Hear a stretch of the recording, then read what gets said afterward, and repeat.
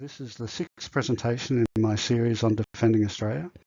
In it, I shall be looking at the sword and the shield policy that has developed following the introduction of the DSR, but with very little public discussion. Equally, this isn't a completely new policy, but has developed out of earlier military and political relationships Australia has had with the United States. However, for the purpose of this presentation, my start point for the sword and the shield policy is the eve of Anzac Day 2023.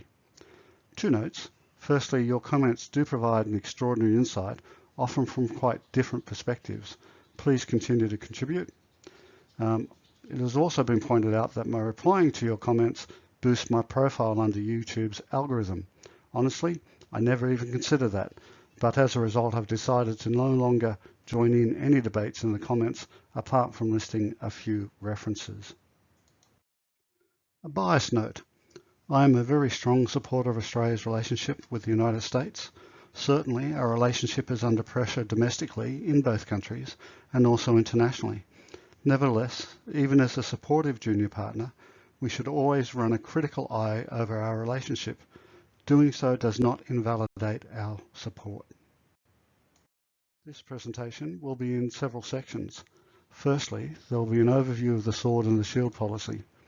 Sadly, almost all of the information comes from defence analysts and not from our political leadership. Then I will look at a historical analogy that directly involved Australia from the Second World War.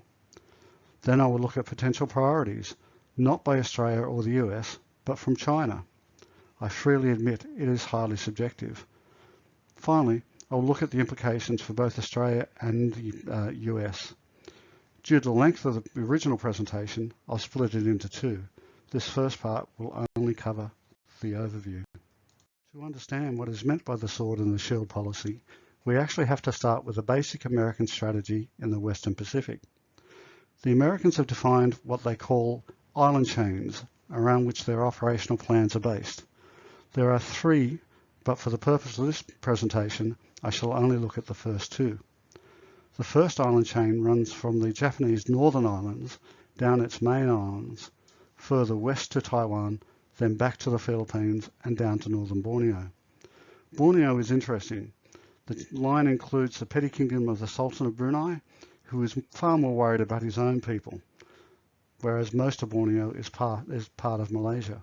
There is a small British presence in Brunei, plus an international airport. The Malaysians, however, have publicly stated their neutrality, so Borneo's inclusion is somewhat misleading.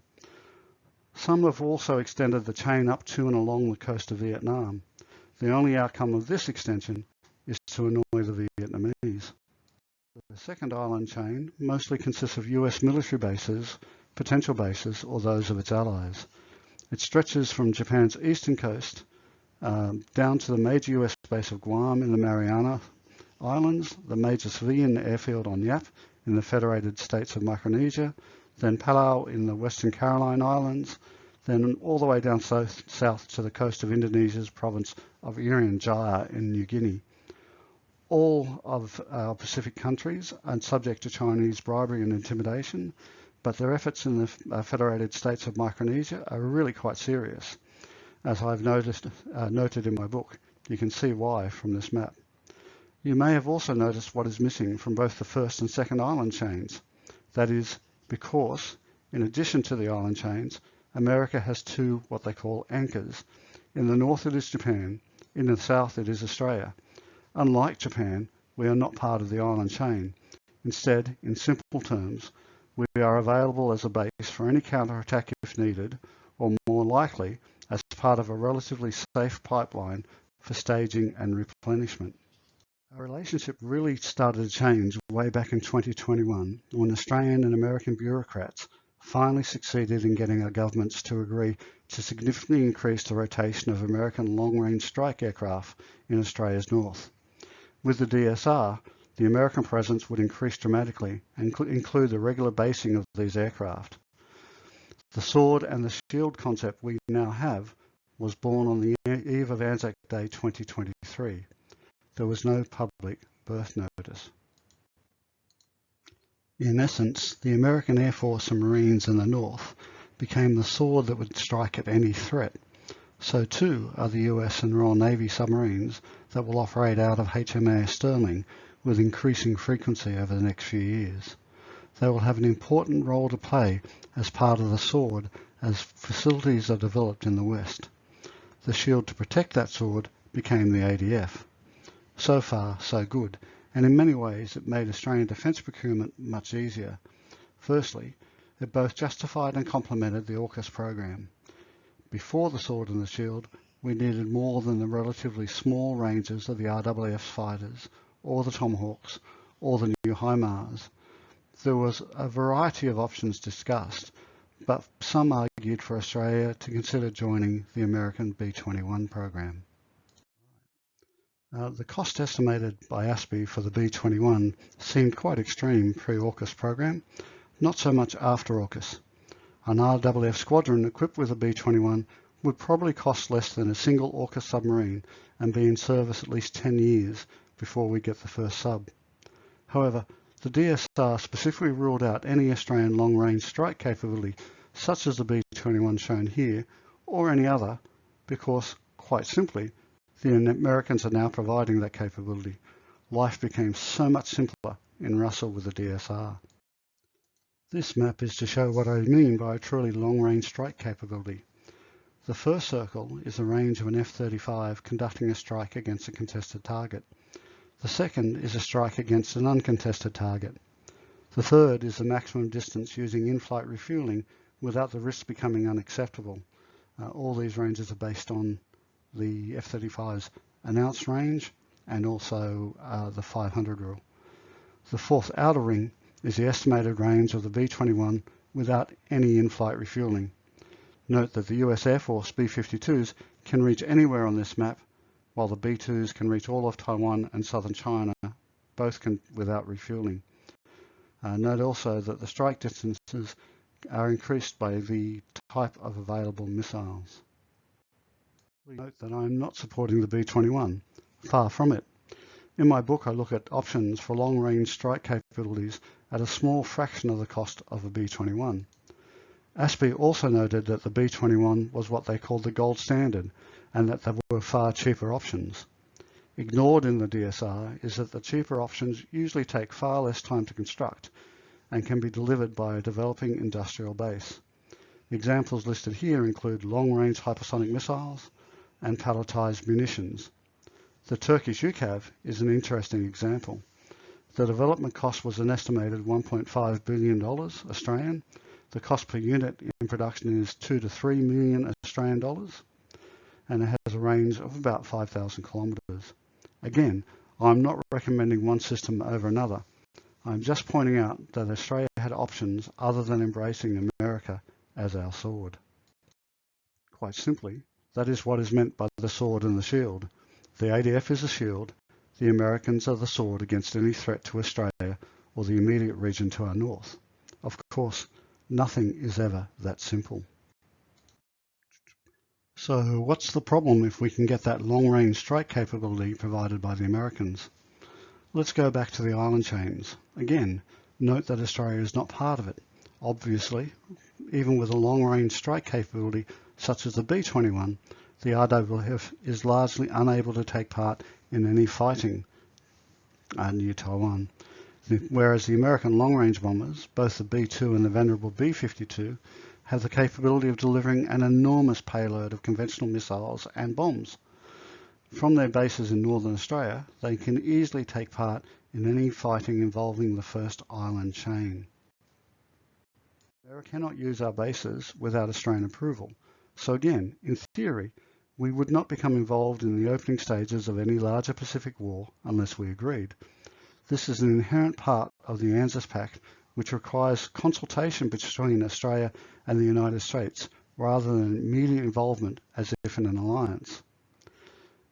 Interestingly, the US Deputy Secretary of State, Kurt Campbell, has a rather interesting take on the new AUKUS agreement. Despite our long-term support of the US for the better part of a century, he believed that we were sitting on the fence with regards to China. He is correct in the sense that deciding the level of any Australian involvement in a greater Pacific War was our choice, not that of America's. The problem is that the government may have already signed away the need for Australia to approve America's use of the bases as part of a Greater Pacific War. That may have happened perhaps as part of the redacted sections of the DSR, but it certainly has happened in subsequent negotiations with America. Please let me explain. As part of this policy, America is investing around $1 billion in developing airfields in northern Australia so that they are capable of sustained operations by the heavy bombers. For example, at RAAF Tyndall alone, this includes upgraded runways capable of handling US bombers, intelligence briefing rooms for the Americans, warehouses, data centres, and new maintenance hangars for the bombers. There's also extensive fuel storage for the American planes that is in addition to the RAAFs. This still doesn't mean the Americans can launch air attacks from Australian air bases in the opening phase of a Greater Pacific War without our approval. But then there are these interesting statements from Air Commodore Ron Tilley, the Royal Australian Air Force Director General of Capital Facilities and Infrastructure. To start off with, he quite rightly states to Reuters in an interview that all the bases will remain Australian, but will be able to be utilised by our international partners. However, he then goes on to state that, "I don't believe the US would be spending all this money on our northern bases if there wasn't an arrangement in place where they could use those facilities they are funding in times of conflict." It is interesting that none of our political leadership has either discussed safeguards or perhaps been as honest as the Air Commodore. Here are some rather interesting quotes from the US Deputy Secretary of State Kurt Campbell, whom we've met before. They are interesting because of what it means for Australia. He states of this developing relationship based around the AUKUS agreement that it is getting Australia off the fence. We have them locked in now for the next 40 years. Shortly after the agreement to provide Australia with submarines in the early 2030s, he states, "When submarines are provided from the United States to Australia, it's not like they're lost." In other words, any Virginia-class submarines the US provides to Australia pre-AUKUS are on the basis they are automatically available for use in a wider war. If these quotes are correct, then in one fell swoop, American bombers based in Australia will immediately become involved in any fighting in the first island chain, which means the Australian shield is immediately required to defend the Americans, which means that, without any prior discussion as to the level of our involvement in any conflict between China and the US over Taiwan, then Australia is at war. This then is a sword and the shield. In theory, it provides Australia with a long-range strike capability without having to pay for the same. It is available to defend both Australia and its immediate region. In practice, it has transformed Australia from the southern anchor into a frontline country in the defence of the first island chain. In terms of a line on a map, a better way to now look at both the first and second island chains is to see where they ended previously at Irian Jaya, but now curve around the northern coast of Australia.